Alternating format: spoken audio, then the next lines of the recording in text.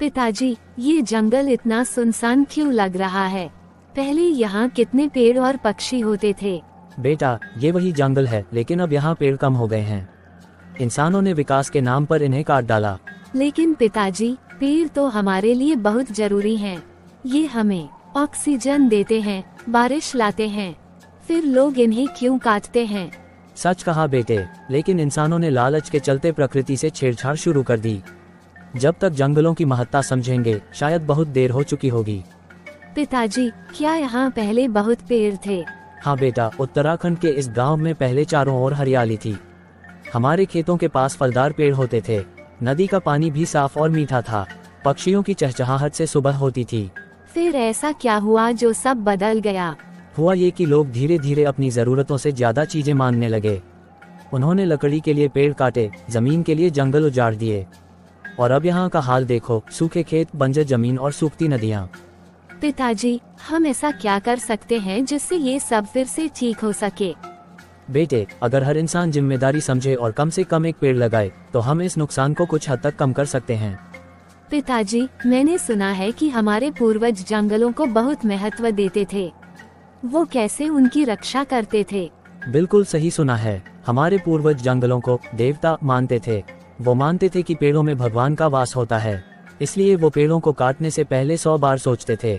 हमारे उत्तराखंड में तो चिपको आंदोलन भी हुआ था। चिपको आंदोलन, ये क्या था पिताजी? बेटा, ये एक ऐतिहासिक आंदोलन था। जब बाहरी लोग हमारे जंगलों को काटने आए, तो गांव की महिलाओं ने पेड़ों से चिपककर उन्हें बचाने की ठानी। वो कहती थी, पहले हमें काटो, फिर पेड़ों को। उनकी हिम्मत से कई जंगल बच गए। पिताजी, क्या हम भी ऐसा कुछ कर सकते हैं? हाँ बेटा, क्यों नहीं। अगर हम अपनी जमीन पर पेड़ लगाएं, तो आने वाली पीढ़ियों को साफ हवा और पानी मिल सकता है। लेकिन पिताजी, लोग तो कहते हैं कि विकास के लिए जंगल काटना जरूरी है। ये सोच गलत है बेटे। असली विकास वो है जिसमें पर्यावरण का भी ख्याल रखा जाए। पेड़ काटने के बजाय हमें और पेड़ लगाने चाहिए। पिताजी, क्या हम अपने खेत के पास कुछ नए पेड़ लगा सकते हैं? हाँ बिल्कुल, चलो आज ही शुरुआत करते हैं। कौन कौन से पेड़ लगाएं, पिताजी? फलदार पेड़ लगाना सबसे अच्छा रहेगा, जैसे आम, लीची या आड़ू। उत्तराखंड में ये आसानी से बढ़ते हैं।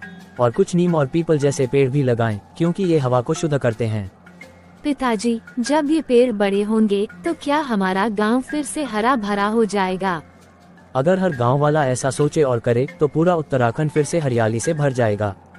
पिताजी, मैं अब समझ गई कि पर्यावरण की रक्षा करना कितना जरूरी है। मैं अपने दोस्तों को भी समझाऊंगी। ये बहुत अच्छी बात है बेटे। अगर तुम्हारी पीढ़ी जागरूक हो जाए, तो पर्यावरण को बचाया जा सकता है। पिताजी, आप मुझे वादा करें कि हम हर साल कम से कम 5 पेड़ लगाएंगे। मैं वादा करता हूँ बेटे, और तुम भी वादा करो कि इन पेड़ों की देखभाल करोगे। मैं वादा करती हूँ पिताजी, ये पेड़ हमारे परिवार की तरह होंगे। ठीक कहा बेटा, याद रखना, प्रकृति हमारी माँ है। अगर हम उसकी रक्षा करेंगे, तो वो हमें भरपूर आशीर्वाद देगी। पिताजी, अब मैं हर दिन इन पेड़ों को पानी दूंगी और उनकी देखभाल करूंगी।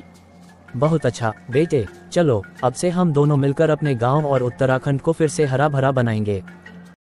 हेलो दोस्तों, चैनल को लाइक कीजिए, सब्सक्राइब कीजिए और नोटिफिकेशन पाने के लिए बेल आइकन पर क्लिक कीजिए।